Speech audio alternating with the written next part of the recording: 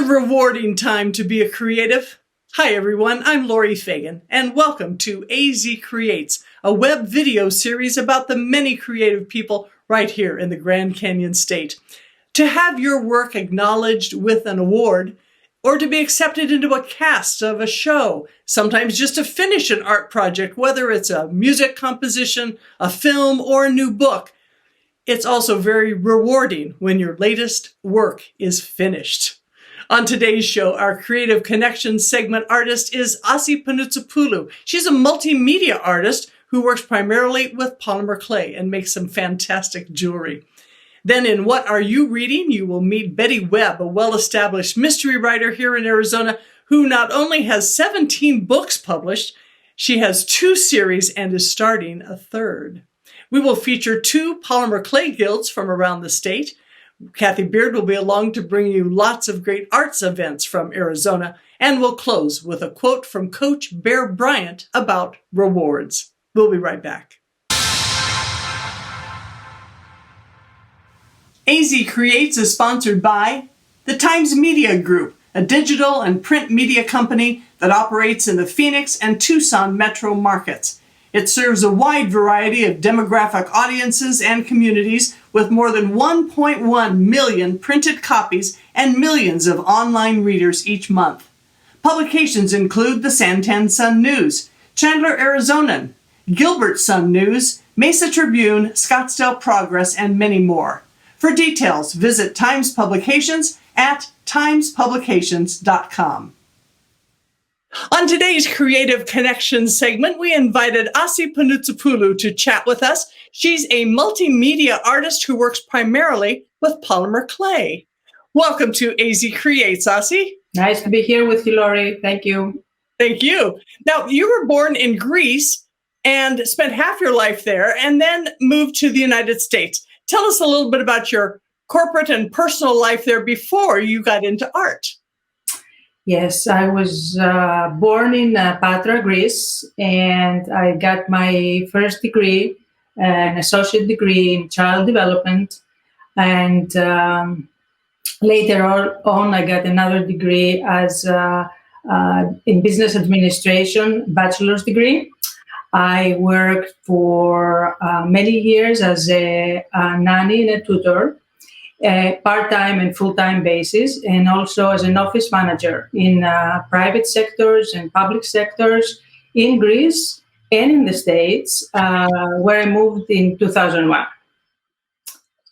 In California and later in Arizona. You say you discovered polymer clay and started as a hobby. Tell our viewers a little bit about polymer clay and how you were first introduced to it.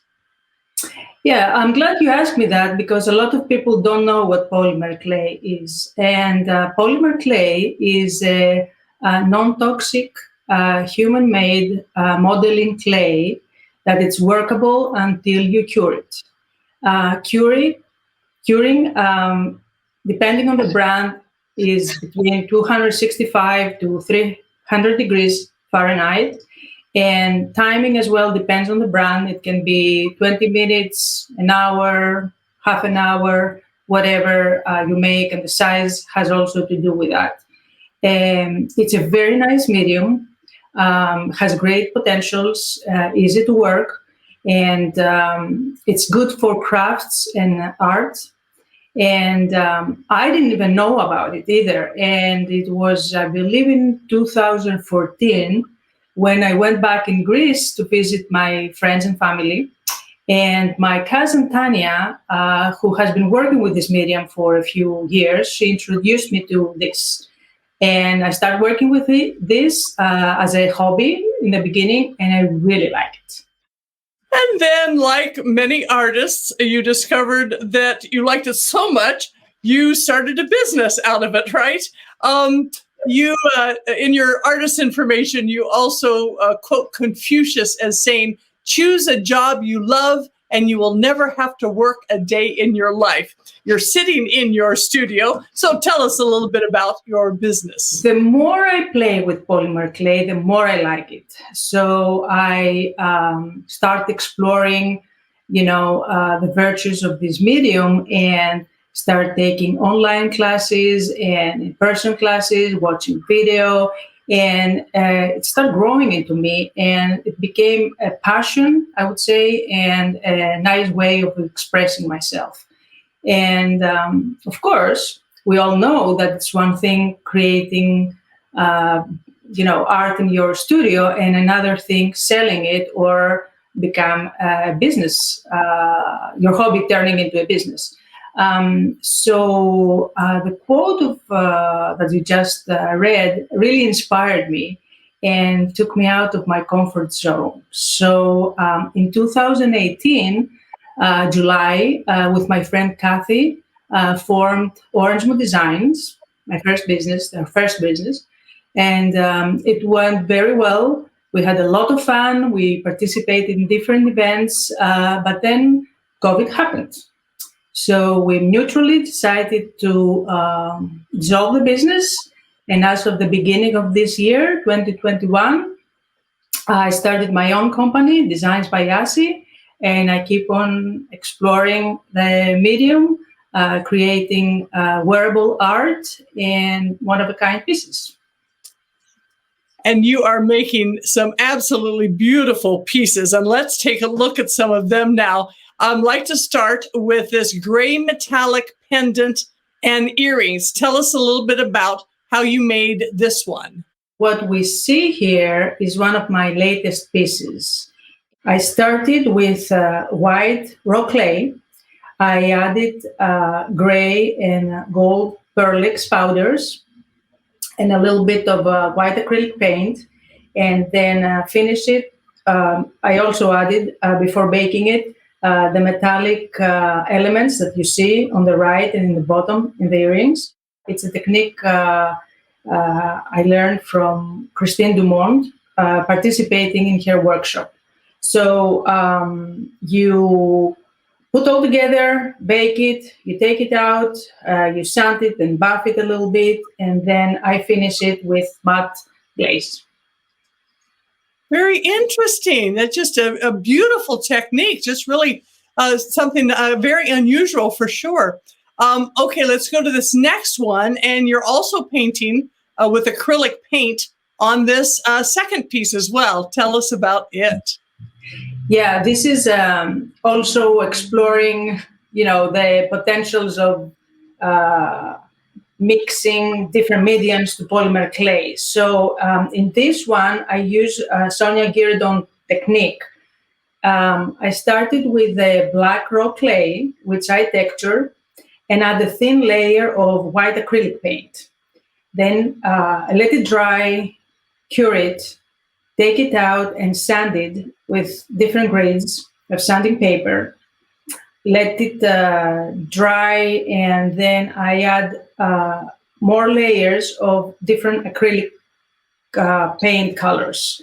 I use, I think, some orange, red, gold, earth tones. Then let it dry, cure it again, take it out and sand it again. So the continuing sanding release the different layers. So basically you take out layers of the acrylic paint that you add. So that's why you can see some blacks, you can see all kinds of different colors there. And that's what makes it unique and different and one of a kind. And finish it with matte glaze. And how many layers were there on that one then, roughly? Do you remember? 2 to 3 layers. So that was intense. Okay, absolutely. Very intense, but I really like the outcome. Well, and you say that you're a multimedia artist, and obviously you are using lots of different mediums in this, and one is alcohol inks, which is, you've been doing some really beautiful work with that. Tell us a little bit about what alcohol inks are and how you can incorporate them with polymer clay. These days, I really like playing with alcohol ink as well. So as I said, polymer clay can be very versatile. So in this last piece on the screen, I form a more organic, the form is more organic. So again, I started with a raw clay, beige color, I think. And in this one, I added some gold leaves, imitation gold leaves, and stretch it and use crackle techniques so you can see the gold here and there. And then add the alcohol inks, earth tone again, a lot of reds, orange, gold, a little bit of purple just to bring out all the colors. Cure it, and then I finish it with resin that actually gives this gloss finish, shiny finish, and really, really brings out all the colors that are underneath. So it's a nice piece, what I gotta say. Well, and the piece you have on also has resin, right? And that gives it that high gloss and shine. Yes. Right. I really believe when I mean, based on my experience, when I use acrylic paint and especially alcohol inks and resin, that brings out the colors and makes it brighter. You are just really doing some very inventive work for sure with polymer clay. And it is something that almost whatever you can imagine, you can make, it seems like, with polymer clay. Now, do you have any particular favorite go-to or certain technique that you like to do more than others, perhaps? I really like learning new things all the time. And I like to experiment with them and see what works best for me, what I like, what I prefer. These days, I really like the alcohol inks, mixing with polymer clay and adding the metal aluminum pieces, combining everything together. And I think the way that the outcome is really elevates the pieces and make it more delicate and unique. It's a technique that I only now start using it. I really like it, and I think I have a lot to learn, and I have a lot of ideas to do and explore. And that's great. And that is half the fun of art, is being able to explore and play with things like that, right? Exactly. So I know that the in-person shows are just now kind of starting to come back since the pandemic. You did one, took part in the local one recently. Any other shows or opportunities where people can see your work that are coming up now? I'm working and searching new events for fall and winter, but it's too early to announce something. I'm working on my website, which I hope to be up and running soon. But in the meantime, you can find my pieces at Pure Skin Solutions in Queen Creek. It's a skincare studio owned by my friend Terry, who really likes my pieces. And I have a nice display with my pieces in her studio. And I'm very happy and fortunate for that. And personally, I think it's a good treat having a facial and at the same time, in the same location, buy some one-of-a-kind nice piece of art. Absolutely. What a great idea. Get beautiful on the outside in more ways than one, for sure. So, Asi, is there a particular time of day that you find that you're more creative? So the people that they know may know that I'm not a morning person, although I wake up early in the morning. So I think I'm more creative in the morning because I really like the natural light. So as you can see, my studio has a lot of light, and that helps me see the colors better there. And I really like the bold colors. So the more natural light that I have, the better I can see them and the better combinations I can do with them. And in addition to the bold colors, you also have big, bold designs, nothing tiny and petite, really statement pieces. And you can see some of the pieces behind you, as well as the one that you're wearing. Just really, really nice work, Asi. Thank you so much. You can connect to Asi through Facebook and Instagram at Designs by Asi. And you will also on Instagram, actually, it's D3 Zines by Asi. And she's working on her website. So be looking for that at designsbyasi.com. Thank you again for showing us your beautiful work today, Asi. Continued good luck with all of your art. Thank you, Laurie, for giving me the opportunity to talk about my work and show some pieces to everybody. And thank you for giving the opportunity and supporting the Arizona artists. It's really important for us these days, especially. Our featured nonprofit artists and arts events are next. Stay with us. AZ Creates is sponsored by Sibley's West, the Chandler and Arizona gift shop in historic downtown Chandler. A strong supporter of Arizona creatives, Sibley's West features work from more than 200 artists specializing in Arizona items and souvenirs, including art, pottery, food, jewelry, and much more. Now open at 72 South San Marcos Place in Chandler, online shopping is also available with convenient and safe curbside pickup. Visit www.sibleyswest.com for details. We're seeing a few more arts organizations gearing up as the pandemic starts to ease. But first, AZ Creates highlights. The Arizona Polymer Clay Guild meets monthly in the Southeast Valley area of Phoenix and encourages self-expression through polymer clay. The group collaborates with artists and artistic organizations to facilitate mutual support, recognition, and the exchanging of ideas. The mission of the Tucson Polymer Clay Guild in southern Arizona is to have fun, learn more ways to be creative with polymer clay, introduce others to the joys of polymer clay, and to contribute to the Beads of Courage charity. For meeting information and more details, you can find them both on Facebook at Arizona Polymer Clay Guild and Tucson Polymer Clay Guild, and the Arizona group's website is azpcg.com. More arts venues are beginning to open up again, such as art galleries, and art classes are being scheduled now for the summer and the fall. Here's Cathy Beard with something to look forward to. Thanks, Laurie. With the school year ending and summer heading our way, we've found some creative summer camps for kids, stand-up comedian lessons, and virtual music classes. Plus great art shows, theatrical performances, a unique paint party, and lots of great jazz music to enjoy. As an expression of gratitude for frontline workers and medical first responders who have given so much of themselves to take care of all of us during the COVID-19 pandemic, the Phoenix Art Museum is honored to host Phoenix Art Frontline Appreciation Days this May. From Wednesday, May 5th through Sunday, May 16th, nurses, hospital personnel, teachers, EMTs, paramedics, and firefighters will each receive one free general admission ticket to the museum.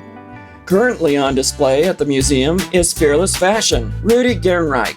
This exhibit features an acclaimed fashion designer who's best known for his innovative and body-positive creations, with more than 80 ensembles, along with original sketches, letters, personal papers, and photographs on how his work continues to influence current notions of gender, beauty, and identity. To learn about current and future gallery exhibitions and purchase tickets, go to phoenixart.org. Do you have a creative child? Consider enrolling them in virtual art classes. The Vision Gallery in Chandler is currently hosting Vision Kids, free online classes through Zoom, now through June for kids ages 6 to 16. Sessions are daily at 10 a.m. or 1 p.m. Full or partial art kits are available, or use your own supplies. There is a limit of 35 per class, so sign up early. Or do you want your child to have a theatrical experience this summer? Then enroll them in Camp Kids through the Chandler Center for the Arts. From June 7 to July 9, kids ages 7 to 14 can participate in 1 or 3-week camps where they will develop a musical theater play from page to stage. Kids will be cast in roles of a selected play, receiving coaching in acting, dance, and vocal techniques, and rehearse. At the end of each session, a socially distanced performance is held for the families. Masks are required for all campers. To sign up for classes or the summer camp, go to chandlercenter.org. Connect with the wonders of nature, art, and culture of the Sonoran Desert region at Tohono-Chul Gardens, Galleries, and Bistro in Tucson. If you are interested in mosaics, make one of your own during the Mosaic Dragonfly tile class on Tuesday, May 25th from 10:30 a.m. to 2:30 p.m. David Jarvinen of Mosaic Guys will teach you how to shape and fit your tiles, and you can choose from a variety of colors to create your pre-printed design. All materials are provided. Classes are $90 or $75 for gallery members. To sign up for this and other classes, go to tohonochul.org.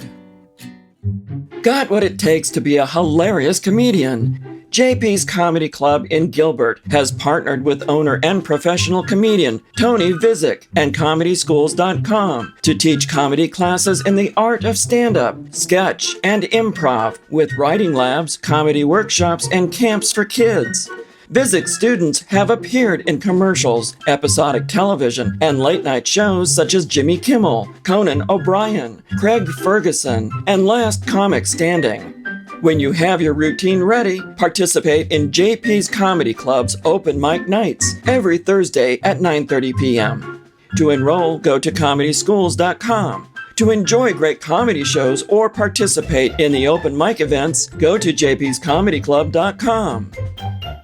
The Nash Under the Stars has scheduled more virtual or in-person evening jazz concerts at the Garden of the Arizona Jewish Historical Society venue 122 in May. Check out Roundly English, Return to My Jazz Roots, on Saturday, May 15, who will perform music from the Great American Songbook. On Sunday, May 16, enjoy an all-star Phoenix lineup with the Glenn Davis Quintet. If you're a movie lover, consider the Paul Combs Quartet, Jazz in the Movies, on Friday, May 21st. And tune into the fiery sound of Cuba with the soulful sounds of American jazz with the Josiel Perez Mamba AZ All-Stars on Saturday, May 22nd. In-person ticket prices vary. Online performances are $20. For tickets and showtimes, visit thenash.org. Dive into the Latinx and Xicanx culture through the arts at the second Imprint series of 2021 with Viva la Cultura, now through June 4th, at the Arts HQ Gallery in Surprise. Colorful works in a variety of mediums are on display from local artists including Edgar Fernandez, Adriana Martinez, Hugo Medina, Sam Gomez, Diego Perez, Sam Fresquez, and Zarco Guerrero. To learn more, go to thewestvalleyarts.org. Are you ready to introduce yourself or your child to a lifelong love of music? Then enroll in the Phoenix Conservatory of Music, virtual and remote learning, private music lessons, and classes for all ages and levels of experience. You can learn piano, guitar, singing, viola, cello, drums, bass guitar, ukulele, flute, saxophone, trumpet, music theory, songwriting, composition, and audio production. All lessons are paid on a monthly basis for each student and instrument. Financial aid is available for students in need. Group or personal lessons available and recital performances are offered throughout the year. Enroll today or learn more at pcmrocks.org. Enjoy the beautiful music of Tchaikovsky's beloved Swan Lake, presented by the Ballet Theater of Phoenix at the Holy Trinity Greek Orthodox Cathedral on May 29 at 5:30 p.m. Swan Lake tells the story of a young prince who falls in love with a beautiful maiden, cursed to live by day as a white swan, only to take her human form at night. Tickets for this magical event are $15. To purchase your tickets, go to ballettheateroffphoenix.org. Take life drawing to a sexier level with Booze and Brush Sip and Paint parties. Whether you are having a private party or wish to attend a unique evening with friends, tickets include a painting instructor, a sexy model posing as your muse, full liquor bar or BYOB, depending on the venue, paint and supplies, and you take home your own masterpiece. Must be 18 years or older to attend. 21 years if alcohol is served. You can also book this event for bachelorette, bachelor parties, birthday, divorce, and corporate parties. Pricing varies depending on location and number of attendees. To learn more, go to boozeandbrush.com.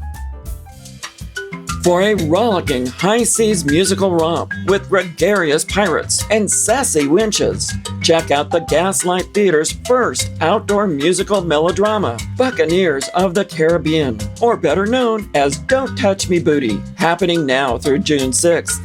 Table seating is socially distanced for safety. To learn more and purchase tickets, go to thegaslighttheater.com. Bringing Broadway's favorites back to life, spend a delightful musical evening with the music of Andrew Lloyd Webber at the Scottsdale Musical Theater Company.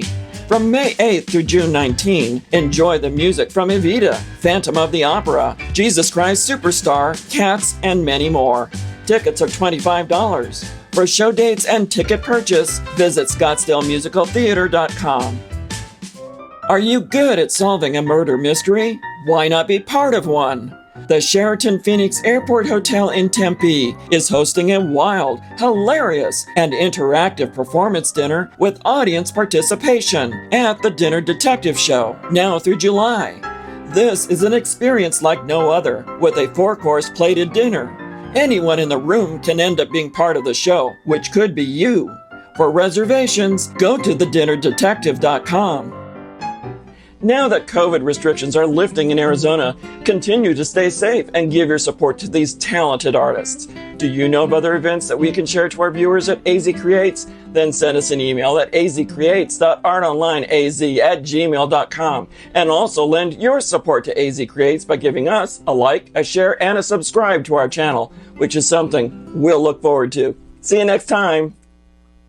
Thanks, Cathy. Appreciate all your good work on those events. You can also see them on our social media pages at Art Online AZ. Now, in our What Are You Reading segment, some of you may already know Betty Webb. She's a well-established mystery writer here in Arizona with 2 very different series that she's written, a total of some 17 books published, and she's starting on a 3rd series. Thanks for being with us on AZ Creates today, Betty. Thank you. I'm glad to be here. Thank you. Now, you were a print journalist in your previous life, working for the Tribune newspapers, among others here in the Valley. You have interviewed presidents and astronauts and homeless and all kinds of people in your very good career there. How was your transition going from being a journalist into a novelist? Well, actually, it was pretty easy because I started writing my books about 10 years into my life as a journalist. I would get up at 4 a.m, write on my books until around 8. Then I would get ready and go to work and write all day there, and then come home and write some more. So there was actually no transition whatsoever. The only bad thing I could say was when I actually did quit my job, I was missing all my people at the paper, but I still see them. We get together on Zoom all the time. Oh, that's good. That's good to hear. Absolutely.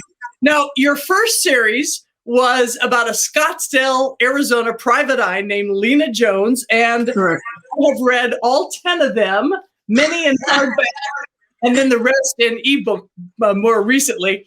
Yeah. It was an excellent series, and I understand that some of the topics that were in a couple of the books were based on some of your reporting on cults and specifically polygamy. And tell us a little bit about Desert Wives and Desert Lost especially. Okay, those 2 books were both about polygamy compounds I visited while I was still working for the newspaper. And the first one, Desert Wives, was about the horrible things that happened to women in polygamous so-called marriages. The second book, Desert Lost, was what happens to boys in polygamy. And weirdly enough, those boys have a much harsher life than the girls do. The girls are married off at 12 to somebody they are probably related to. They could be as close as a half brother. But the boys, if you look at the graveyards up there by Colorado City, which is on the Arizona Strip, just below Utah, you will find that most of the young babies that are in those graves are male. And it is when the compound in Texas was busted up by the Texas Rangers, they found that almost all of the boys had broken bones. the whole idea, apparently, in polygamy compounds, not all possibly, but some, is to get rid of as many of the boys as possible so that the older men, the more powerful men in the group, can have more wives. They say Warren Jeffs had 75 wives of record. My goodness, that is amazing. And you know, to bring that out, and again, we have all pretty much known about the women in the polygamy, but not so much about the boys. So that was interesting information to have that. Yeah, it's tragic. Yeah, definitely. You have now ended, though, the Lena Jones series with Desert Redemption is the last book in that series, which also does solve some of the mysteries about Lena personally that we learned from the beginning throughout. And now you've started a new series called The Gun Zoo Mystery. And you've got 6 novels already with some great titles: The Anteater of Death, The Llama of Death, The Koala of Death, The Puffin of Death, The Otter of Death, and now the latest being The Panda of Death. And boy, have you had some great trip. All of the research, of course. Started this particular series and about the current story. Yeah, well, the Panda of Death is actually about a red panda. Most people think of pandas are all black and white. Not actually true. But probably talking about the research I did and the trips I took, the wildest trip was the 2 weeks I spent in Iceland while I was writing The Puffin of Death. That was great, and I got a tattoo in Iceland to celebrate. It's a Viking tattoo, and here it is. My goodness. There it is. And weirdly enough, that tattoo was given to me by a guy from Alabama who had moved to Iceland. So, but I took trips all over the place for this series, and most of the trips actually were to a little town in California called Moss Landing, which I used for my background for gun landing. Oh, I see. Okay, very good. So do you have another trip planned for any future upcoming research? Well, here's the thing. I've now written, 10 books in one series, 6 books in the second series, the Gunzoo series.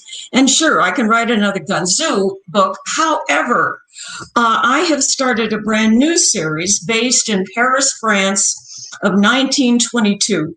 And I'm just adoring the research. I've always thought that if I could be reincarnated at any time in any place, it would be Paris in the 1920s, because all of the artists were there, the writers was there. Booze was legal where it was illegal in America in the 20s. So of course, so many Americans moved there just so they could drink. But the creativity of Paris was extraordinary at the time. And I've always loved creative people, so that's the place I want to be reincarnated to, if there is such a thing. Well, and is there a trip to Paris in your future then too? Oh, I've been several times. Always with the excuse, it's just research. That's all it is. I'm working. It's not fun. It's just work. That's right. Absolutely. Oh yeah, my God. I'm such a liar. We'll look forward definitely to seeing the series. So, but we would love it if you would read a little bit from the Gun Zoo series and the Panda of Death. All righty, Panda. All right. Let me explain something. My protagonist, Teddy, is a woman. She lives on a houseboat.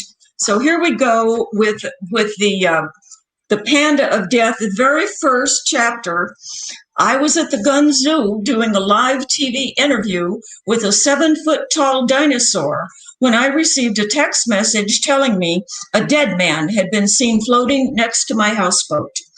Trying not to let my alarm show, I smiled at the dinosaur, a bright orange Tyrannosaurus Rex named Tippy Toe, and asked, so all the other dinosaurs in Dino Dell are upset that a non-dinosaur is moving into the neighborhood?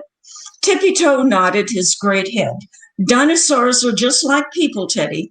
They have their likes and their dislikes. While Tippy Toe continued to explain why some of his dinosaur friends hated their new neighbor, I inched the mic over to Zora Vega, the zoo's director, and whispered, "Gotta go. Explain later." But you can't, she hissed. "Bye."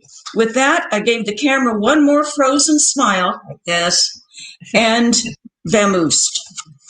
That's great. They are really. Of course, it is still a mystery, but it's a fun mystery too. Yeah, it's fun. It's fun.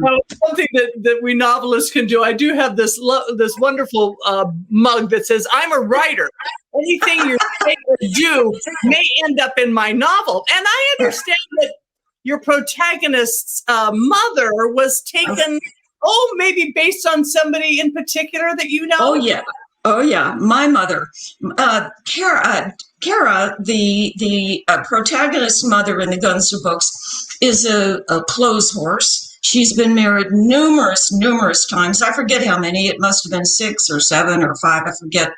And she dresses her little chihuahua up in outfits to match her.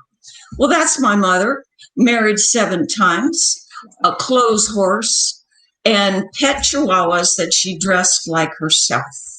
And I always said to her, I'm going to get even with you for this. And she said, yeah, so what? Well, I did. You did?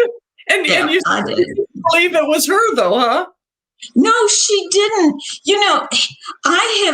I use real people for my characters all the time. I had one boss who was just the most hideous boss I ever had. And I've killed that boss 4 times in 4 different books, 2 times as a woman, 2 times as a man. That person, the real boss, has never recognized herself.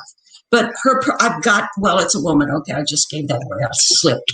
I gave away personality traits. There's no reason she shouldn't have recognized herself, but I guess legally it's better that she didn't. Probably so, but it's the thing that you can do as a writer, though, and be legal about it too, right? That's right. So, Betty, how have you been doing during this past year and the crazy pandemic? Oh, it's been weird. I wrote a book and a half. That's on my French series. But the weird thing is I wasn't writing as strenuously as I normally do. Instead of getting up at 4 a.m, I've been sleeping in sometimes till 5 or even 6 o'clock. And then I write until noon, and then I start reading. That's what I've done all year. You were brave enough to send us a photo of your writing pen where you work anyway. Yes. And I was really glad to see that it looks very similar to mine. Tell us about where you write and what is the best time. Now, you did say that you usually write in the mornings and sleeping in till 6. I don't quite know about sleeping in, but tell us a little about where you write. Okay, where I write. What you're looking at right now is not where I write. I'm in the living room, but where I write is my den, and I have 4 cats. And they all come in to keep me company. I have papers on the floor. I have books on the floor. I have manuscripts all around the place. It's a hellacious mess, and I know it. But hey, I love it, and I know where everything is, absolutely everything. It looks like it's utter chaos, but that's only an appearance. Each stack means something. Each loose paper means something, and I know what they're all about. And that's all that matters, right? That's all that matters. I've got to say this, once every 6 months, I pick up all the books off the floor of my den, and I have merry maids come over and do what they can do, because it hurts me too much to even dust in there. even my dust is sacred. Absolutely. That's right. Now, Betty is also a very popular writing instructor. She just finished a 12-year run as a syndicated book reviewer, and she's a member of the National Federation of Presswomen, the Authors Guild, Mystery Writers of America, and Sisters in Crime. You can find out more about Betty Webb at her 2 websites, bettywebb-mystery.com and BettyWebb-ZooMystery.com. Thank you so much for being with us today, Betty. Oh, hey, it was great. I just love it.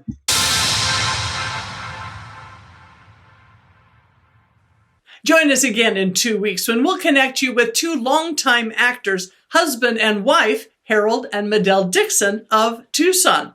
You'll meet author Connie Cockrell of Payson, who's written about 20 books in a variety of genres, and we will talk about her cozy mystery series.